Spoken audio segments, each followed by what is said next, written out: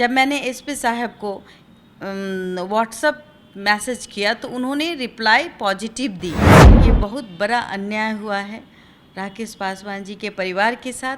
तभी देशवा न्यूज़ के माध्यम से, देशवा न्यूज़ हम पत्रकार हैं, हम प्रमुखता से खबर दिखाते हैं।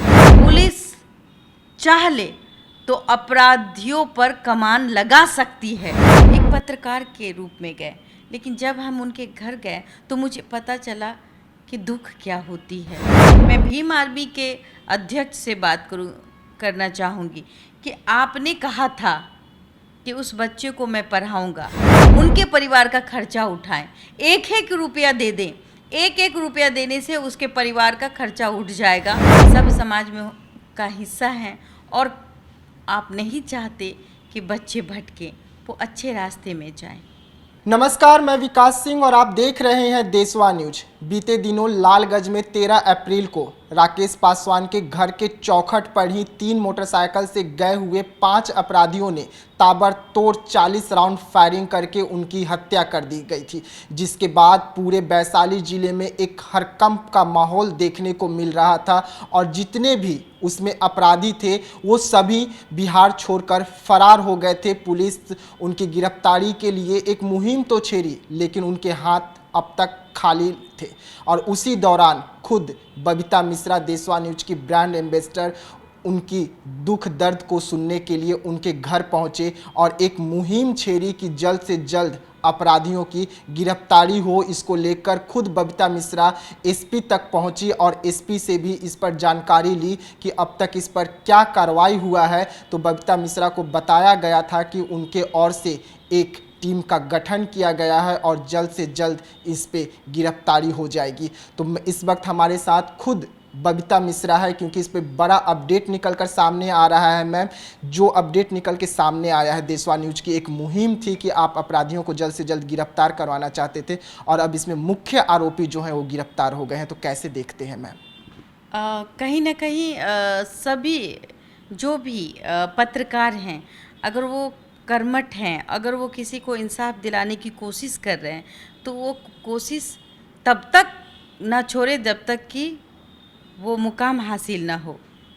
और रही बात राकेश पासवान की, तो बहुत दुख की बात है कि किसी के घर में कोई अपराधी दिन दहाड़े आता है, मार के चला जाता है, वो भी बिहार के वैशाली ज़िले में और हाजीपुर में। और कहीं ना कहीं जब मैंने एसपी साहब को व्हाट्सएप मैसेज किया तो उन्होंने रिप्लाई पॉजिटिव दी। तभी मैं समझ गई थी कि राकेश पासवान जी को न्याय जरूर मिलेगा। कहीं ना कहीं मैं राकेश पासवान जी के साथ थी, क्योंकि उनके बच्चे और उनके परिवार के साथ बहुत बड़ा अन्याय हुआ था। उनके सर से माँ तो है, लेकिन बाप का साया निकल चुका था। कहीं ना कहीं ये दुख जिसके बाप नहीं होते हैं उनको पता होता है। और वो बच्चे, मासूम बच्चे आज बिना बाप के जी रहे हैं, बिना पिता के। पिता आपका वो छत्र छाया होता है जो आपके सामने रह के आपको वो परवरिश देता है। समाज में उठने बैठने के लिए पिता ही है जो आपको आगे बढ़ाने का काम करता है। जब पिता को ही छीन लिया जाए तो बच्चे कहाँ जाएंगे? सोचिए, वो बच्चे अनाथ हो जाते हैं। कहीं ना कहीं मुझे लगा कि ये बहुत बड़ा अन्याय हुआ है राकेश पासवान जी के परिवार के साथ। तभी देशवा न्यूज़ के माध्यम से मैंने इस खबर को प्रमुखता से दिखाई, ताकि सारे जो भी अपराधी हैं या आरोपी हैं वो पकड़े जाएं जल्द से जल्द। बहुत 4 आरोपी में जैसे कि एक अमन हैं या ठाकुर हैं। मैम, इसका जो मुख्य आरोपी है वो आदित्य ठाकुर थे, जो कोलकाता से गिरफ्तारी हुई, काफ़ी समय से बिहार से भागे हुए चल रहे थे। उनकी गिरफ्तारी को लेकर बताया जा रहा था कि उन्हें गिरफ्तार नहीं किया जा सकता क्योंकि उनके बड़े लोगों से साठगांठ है। लेकिन आपके दबाव में, क्योंकि आपने इसको एक जंग छेड़ा कि उसकी जल्द से जल्द गिरफ्तारी हो, कहीं ना कहीं देशवा न्यूज की एक मुहिम रंग लाई। नहीं, इंसाफ की मुहिम रंग लाई है। देशवा न्यूज हम पत्रकार हैं, हम प्रमुखता से खबर दिखाते हैं। और राकेश पासवान जी मैं कहूँ कि वैशाली के जो एसपी साहब हैं उनका बहुत बड़ा योगदान है। कहीं ना कहीं उनकी निष्ठा है। पुलिस हमारी रक्षा के लिए होती है, ठीक है, इंसाफ देर से मिलती है। कहीं ना कहीं देशवा न्यूज़ के माध्यम से हमने उनको दिखाया कि ये उनके परिवार के साथ गलत हुआ, लेकिन राकेश पासवान जी के साथ जो भी लोग खड़े हुए उनका भी एक असर था। जितने भी विधायक थे, जितने भी लोकल लोग थे जो प्यार करने वाले थे, या फिर भीम आर्मी के भी अध्यक्ष थे, वो भी गए थे, चूँकि एक मुहिम चली थी और उस मुहिम का हिस्सा देशवा न्यूज़ था। क्यों देशवा न्यूज़ जहाँ भी जाता, मैं जहाँ जाती हूँ, मुझे बस एक ही बात समझ में आती है, जिसके साथ अन्याय होती है मैं उसके लिए खड़ी होती हूँ, चाहे कुछ भी हो जाए। कहीं ना कहीं एक चार बच्चे को आपने अनाथ कर दिया। आरोपी या अपराधी सोचते हैं कि मैं अपराध करके निकल जाऊं और मुझे कुछ नहीं होगा। तो आज कहीं ना कहीं पुलिस प्रशासन, बिहार सरकार, एक तो कहीं ना कहीं संतुष्टि मिलेगी उस परिवार को कि कहीं ना कहीं उनको न्याय मिली है। ये लोग बाहर घूम रहे थे या फरार चल रहे थे, डजंट मैटर, लेकिन पुलिस चाह ले तो अपराधियों पर कमान लगा सकती है। अगर बिहार पुलिस चाह ले तो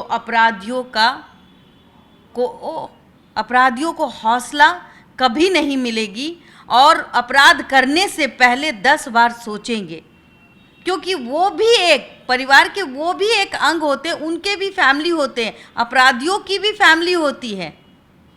जब आप अपराध करने जाते हैं तब आप क्यों नहीं सोचते कि आप किसी को मार रहे हैं तो आपने उसको अनाथ किया है।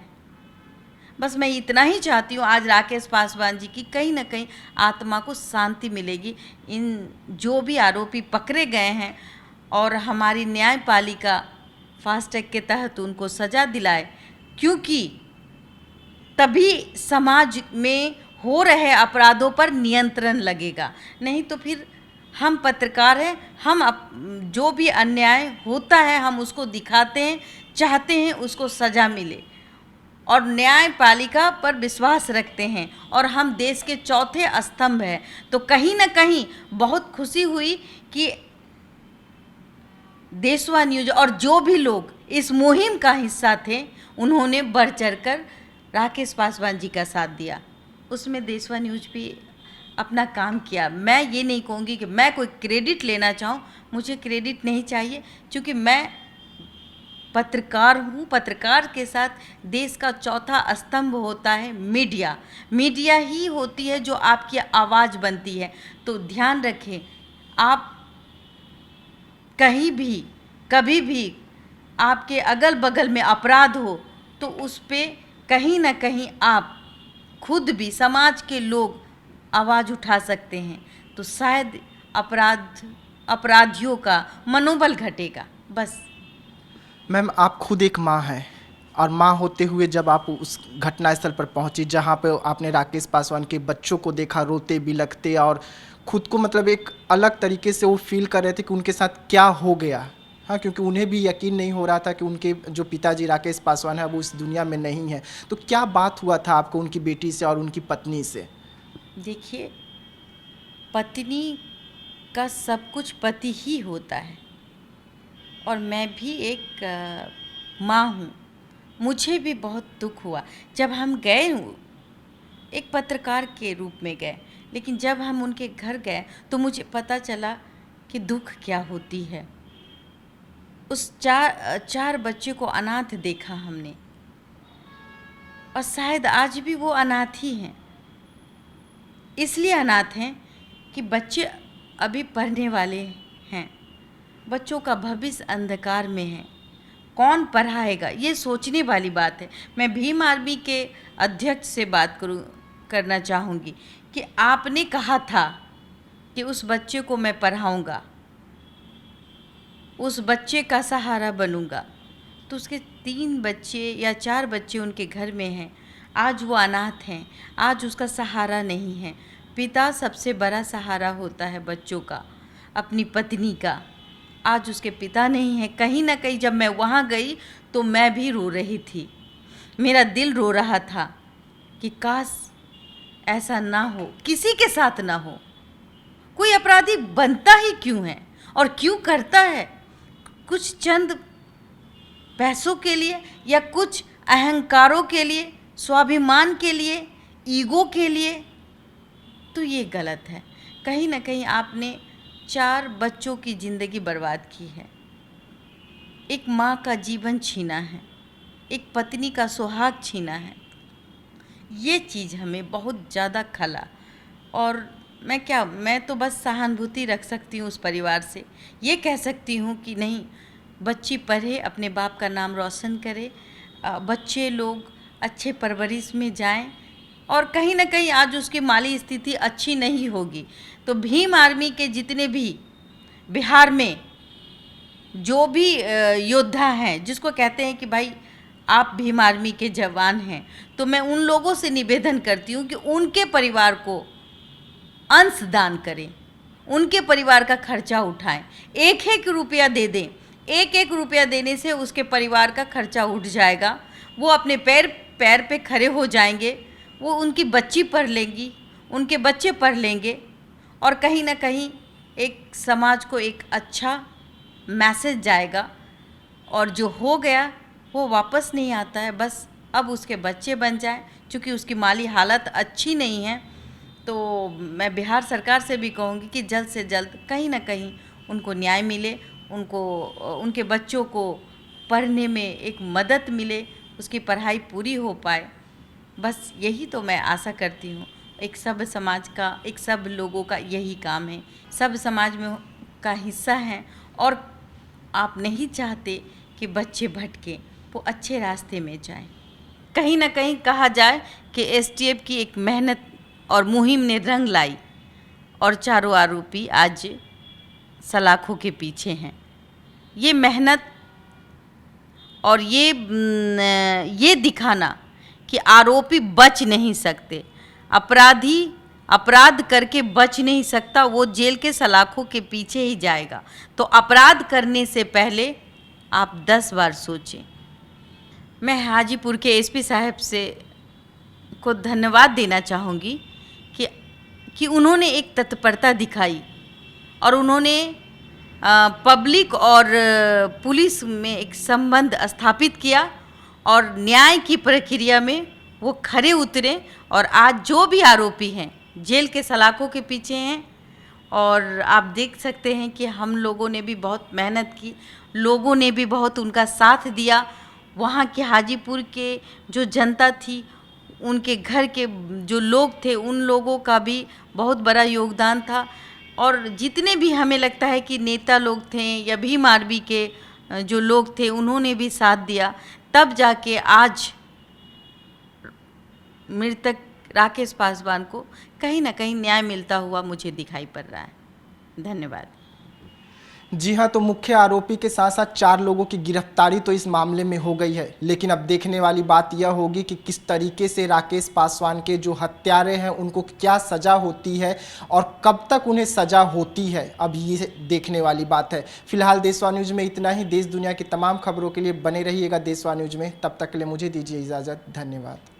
सिर्फ खबर दिखाना देशवा न्यूज का मकसद नहीं, देशवा न्यूज की कोशिश है कि समाज की सूरत बदलनी चाहिए। देशवा न्यूज पर वीडियो देखने के लिए लाइक करें, सब्सक्राइब करें, साथ ही बेल आइकन दबाना न भूलें।